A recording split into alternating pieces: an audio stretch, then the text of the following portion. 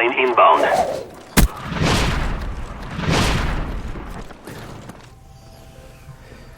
Hi everybody, this is Propeller Boy. Recently I've put up a couple of videos regarding the DLC Mob of the Dead, this wonderful zombies mode in Black Ops 2, and while I enjoy it very, very much, the problem is doing it solo is difficult because you have to ration out your afterlife and your points very carefully in the early rounds. So I started with toying around with the most efficient way to use your afterlife. And then after figuring out how to, open up a lot of stuff by about round 4, lots of access to the map and parts and What the fuck is Perca-Cola machines. Where is everybody? I thought, well, okay, can I apply this sort of efficiency strategy to building a plane, which is sort of the major story goal, to do this cycle to build a plane and take off and leave the island. And I found out you could do it by round 5, but when I did my successful round 5 tutorial, which is the most recent video I posted, I thought, okay, well, if I do it a little bit more intelligently than I did, vis-a-vis what I buy, and if I get slightly better drops for like double points especially, could I do it in round 4? And obviously the answer is yes. Now, it took an awful lot of trying. This was about my 20th attempt, and so I figured I'd just talk through exactly what happened while I was doing this. So the principle is the same as in my round 5 tutorial. You get the double points at the beginning, 6 shots and a knife. And there are a couple of different optimizations here that I've done that I've learned in my practicing. Again, trying to get the plane on round 4. You learn a lot when you do it was like 20 or 30 attempts before I was able to successfully do this. So that's the last zombie. I shoot him 6 times, and I open up this door, which of course opens up the door at the other side too. I've turned on the music, by the way. When I did this run, I decided to turn the music back on. I usually have the music off, but I figured why not. So this is a little boring because I gotta wait for this guy to shamble over. But the reason why I do that is it's an additional 130 points, because if you sort of just run upstairs and start going into Afterlife, what you do is you would trigger the new area sort of spawning block, because the game realizes that it would take forever for that zombie to get to you. So in later rounds, it just respawns them. They come up from the ground or through the walls or whatever. But in the early round, this guy will just die. And we don't want that, because we don't want to end the round prematurely, and we also want to have the 130 points. Now, as you'll come to see, you might think, well, come on, is 130 points a big deal? But you never know what drops you're going to get, and points do become a big deal. So he's close enough. I can go into Afterlife, and I'll do this round 1 Afterlife, which is essentially the Warden's Key isn't there.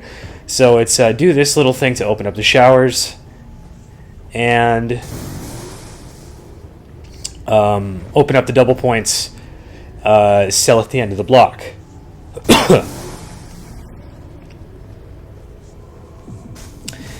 And so when I come back, we're still on round 1. That dude is still alive and upstairs, I think. Shit. There's holes in the walls. And he just gets a knife. Now that's actually a really nice drop, because that's the only scenario in which a nuke is a good thing, when you get it either on the last zombie or when you're intending to end the round anyway and you're down to 1 or 2 zombies, because you get 400 points for doing that. And if you get a nuke anytime else, it's disaster, because it'll end the round prematurely and it'll also deny you many points. So, and that's the danger, is that you want to go in for as many knife kills as possible, so you can get you can maximize your points. However, if you knife someone and they drop a power up, you get it immediately. You're just already close, and you get the lunge makes you get the power up. So if it's a nuke, that's basically a reset. So it's round 2, 1 shot and a knife. So that's 280 points a kill.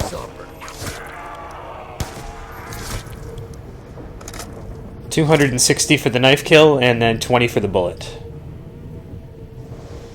Now, I'm always paranoid about ending the round prematurely. One of the frustrating things about doing this attempt after attempt is that basically a restart takes about 2 minutes. Now I'm fairly confident, I think, at this point that guy is the last one. I think my luck's run out. So one thing that I do,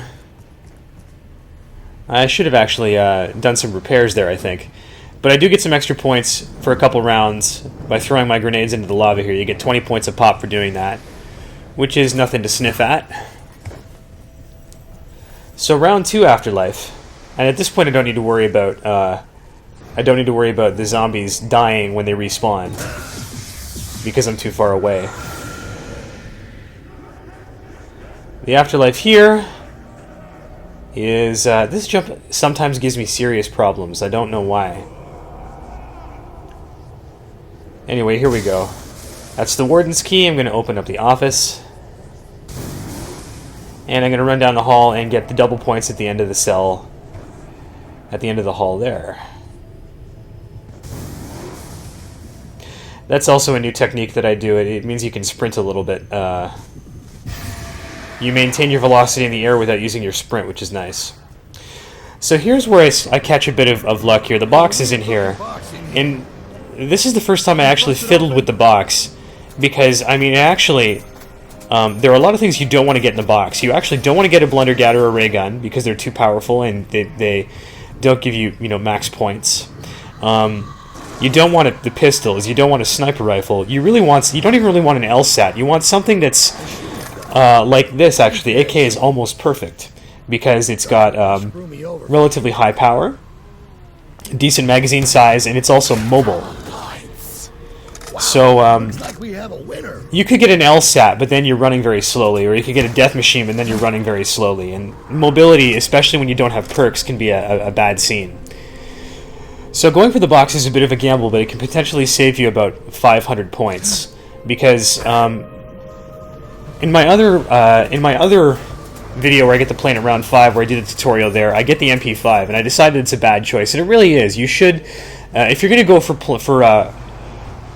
round 5, you should be getting the Uzi there, which is $1,500. It's just the safest bet. Now, again, you go for the box, and if the box is there, or if the box is in the Citadel tunnels and you go for it, then you have the opportunity to perhaps save $500 or perhaps get screwed.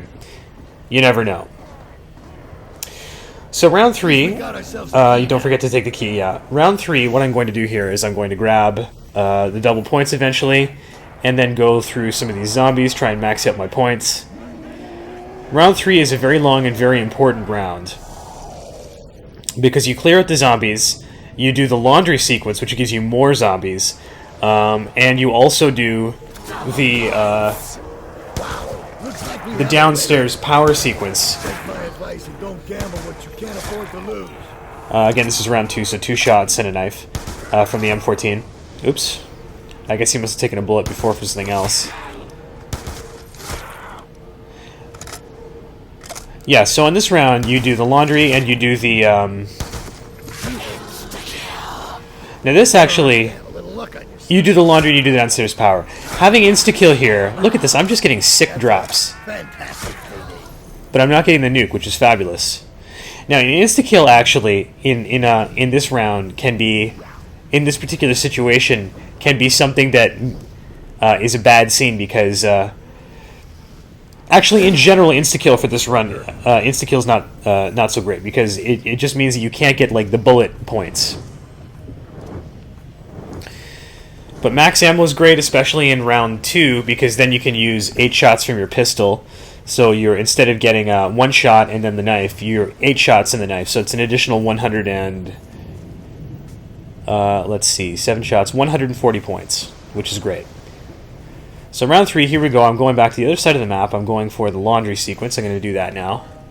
And here's where things can get a little hairy because a lot of zombies come. And you don't have any perks. You can't afford perks. A perk would be really useful here. Say Speed Cola or definitely like Jug. Jug would mean that you're essentially home free. But if you're trying to do this, you just can't afford to... You can't afford to buy a perk.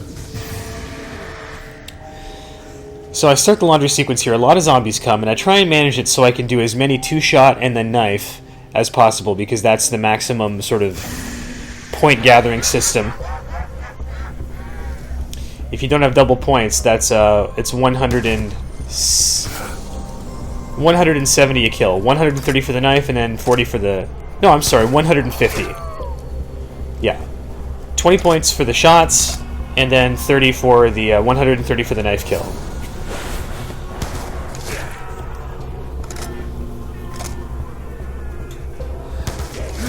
So fortunately at this point, they're coming at me spread enough that I can handle this.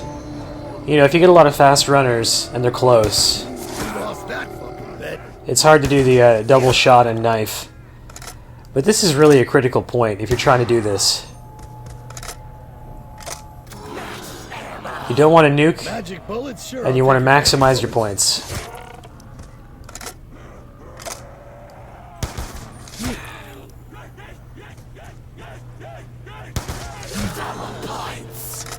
Who's gonna turn down the chance to double their money? That's pretty nice. Would have been better if it had come a little earlier, but...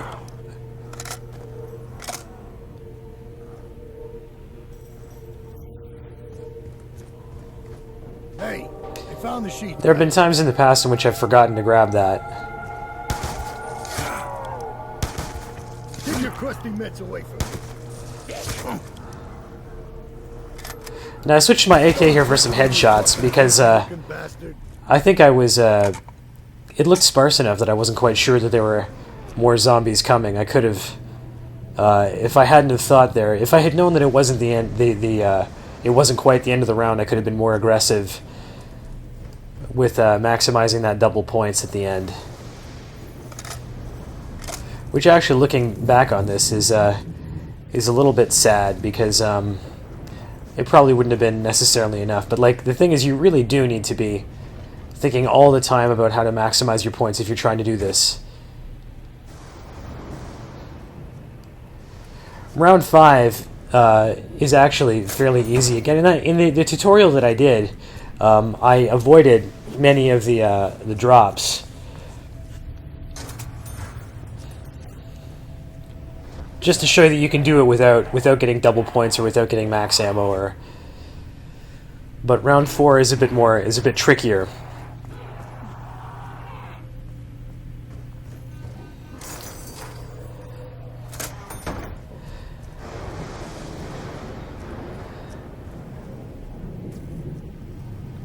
Now I take a risk here. This is actually a really outrageous afterlife run, because I think with my score, I hadn't anticipated a particular door, but I really go with a YOLO strat here. And I decide to do something in one afterlife that would normally take 2. And this is really stretching afterlife to the minute. In fact, the first time I tried to do this, I failed. And I don't know what really got into me, because you certainly don't need to do it. Although, if you do it this way, it means that even round 3 could theoretically be possible. So, with this afterlife, the first thing I do is I grab the power,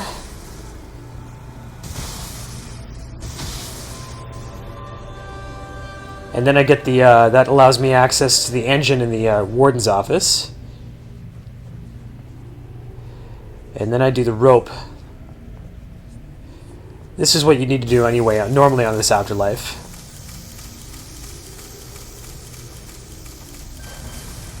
And then normally I'd pick myself up.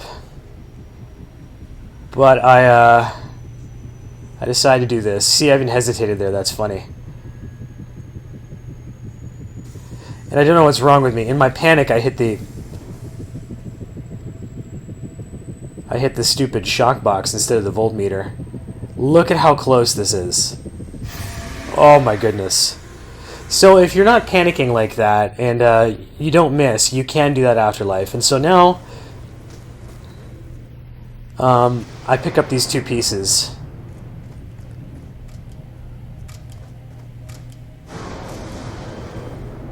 I got the rigging. What's next? And then I grab the, oops, wrong way. I grab the tank, that I have opened up down here. So here's the thing. Right now I have 2,130 points. 2,130. All right. And That's the oxygen tanks taken care from this point, in order to access the roof, you need 3,000. So I was 870 points short. Now, I don't realize this. I go upstairs because I think that I might actually be golden with that crazy afterlife that I just did. But if I had managed to grab those extra 870 points, all that remains right now is gaining access to the roof with those 3,000 points, 2,000 for the gate by Biscuit, the dog, right near the beginning on the second level, and then the door to allow you to sort of like the roof access area, which is another 1,000. So if I'd had those 3,000 points here, you see that with that crazy afterlife I did, I have saved myself an afterlife and I have one left. So if I had those points, I could technically Here's the engine, boys. go and grab the plane while in the middle of this round. So that's actually bad news for me because while I spent a lot of time in doing this successful round 4 plane, the notion that, like, with extreme good luck and careful planning, that round 3 is, in theory, possible, I think I'm going to be spending a lot of time. So yeah, that's the door that you need to open, and that's obviously the door that I don't have enough money for. But I could have done it right there if I'd had that cash, and it would have been a round 3 plane. So that'll probably happen sometime. I don't have a whole lot of time on my hands right now. The time that I've had, I've spent on doing this particular attempt, but I'm not burned out on it yet. So if I do have some time opening up, I may have to just go for this round 3. So the reason why I run down here is because you want to start a new round in an open area, and basically the best place to remain open. Remember that I don't have any perks, particularly Jug. Jug would be very useful. So I want to start the round essentially in this area because it means that once I go outside, sort of by the area by the docks where one of the Biscuit the dog heads are in the oxygen tank, there's plenty of room for you to sort of kite around and get them in a train, and it's a lot safer to do it. Then there's a lot of narrow passageways here, and you go down so easily if you don't have Jug. I mean, all it takes is 2 zombies to hit you at the same time and you're done.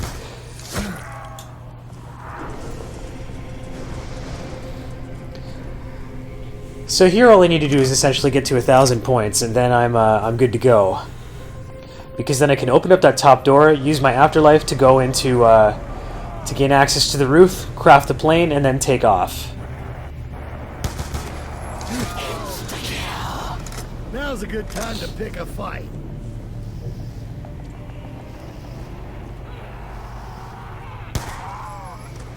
How's that? One-punch knockout. So I'm just basically waiting to get to that Kiss my Irish ass. 1,000 mark. There we go, boom, right on. So now it's just about making the trek, being very careful. I really should switch to my AK. I wonder why I didn't do that. I mean, at this point, I was just pretty ecstatic to be able to say that, you know, this round 4 plane was in fact possible.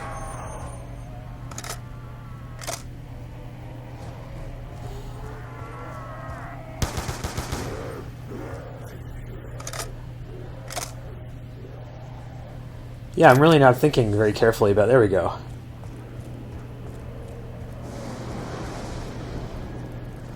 Finally do the right choice, switch over to my AK. So now it's a matter of going back.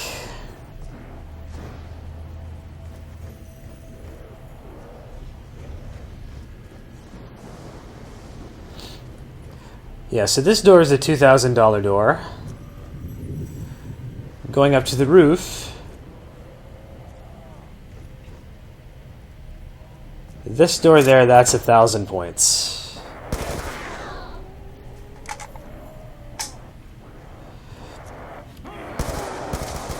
So I just play it safe here. There's no need for any more point hoarding at this point.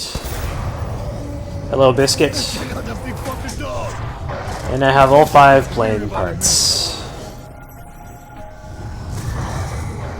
So here I have a moment where I forget where the red box is. It's right there. So now I just go through that little doorway to lead us to the roof. Over here. Give myself roof access.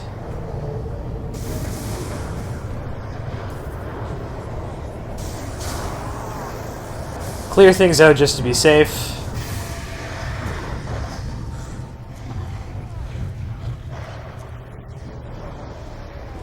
Craft the plane.